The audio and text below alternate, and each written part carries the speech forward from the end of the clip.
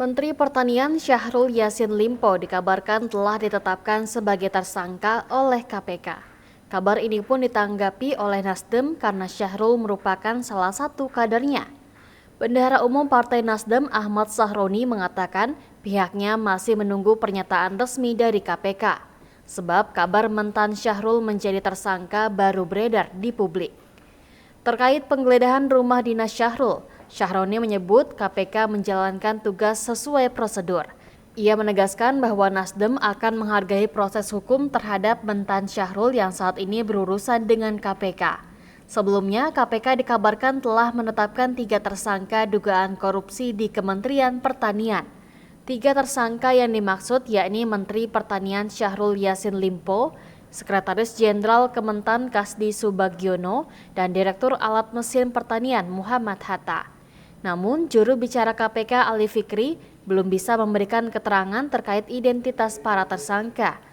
Ia hanya menyebut pengumuman tersangka baru akan dilakukan setelah pengumpulan alat bukti sudah selesai. Kegiatan penggeledahan yang dilakukan oleh tim penyidik KPK dimaksud sebagai tindak lanjut pengumpulan alat bukti yang saat ini sedang KPK lakukan atas dugaan korupsi di Kementerian Pertanian, gitu ya, yang sedang diselesaikan oleh KPK tentunya.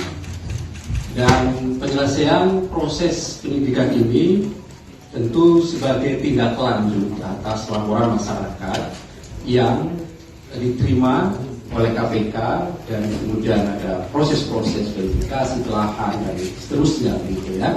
Sehingga di awal tahun 2023 yang lalu, tim penyidik KPK melakukan proses penyidikan dan berdasarkan kecukupan alat bukti, maka dari hasil gelar perkara atau ekspos yang kemudian itu sebuah keputusan kolegial tentunya di KPK, karena dalam forum ekspos tentunya dihadiri oleh pimpinan, kemudian pejabat struktural KPK dan juga tim baik itu penyelidik, penyidik maupun penuntut umum yang kemudian disimpulkan adanya bukti permulaan yang cukup sehingga naik pada proses penyidikan. Salah satu kegiatan dalam pengumpulan alat bukti dimaksud adalah penggeledahan yang kemarin sudah dilakukan. Pertanyaan berikutnya tadi dari teman-teman adalah apa hasil dari proses penggeledahan yang telah selesai.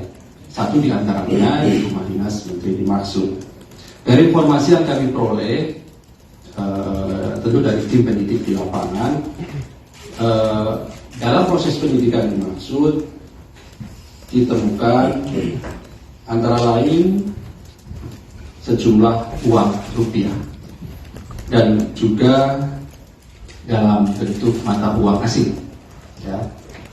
Kemarin ada pertanyaan juga dari teman-teman, itu dibawa alat penghitung uang, betul, gitu ya. Jadi tim penyidik juga membawa alat penghitung uang tentunya pada proses penggeledahan tersebut untuk menghitung secara akurat jumlah uang yang ditemukan dalam proses penggeledahan dimaksud. Juga beberapa dokumen ditemukan di sana, seperti catatan keuangan dan juga pemberian beberapa aset yang bernilai ekonomis tentunya.